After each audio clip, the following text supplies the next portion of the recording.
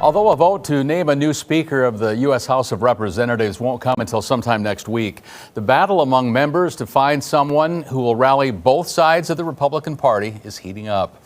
But tonight, one Siouxland representative is making it clear who won't be next to fill that position. Details in our top story tonight at 10. Republicans in the U.S. House scrambling to choose a new speaker.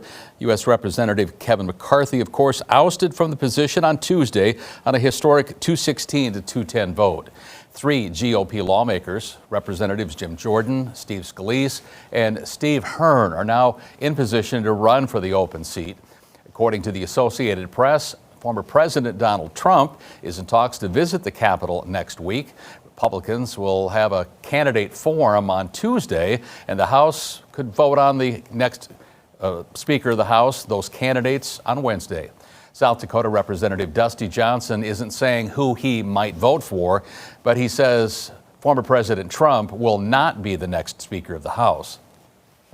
People often, when they're trying to play fantasy games, will imagine what kind of non-member of the House could become Speaker, because the Constitution doesn't require that you be a member of Congress to become the Speaker. But there's a reason that's never happened in American history. So no, the Speaker of the House is not going to be Oprah Winfrey or Donald Trump or Newt Gingrich or anybody else that isn't in the House.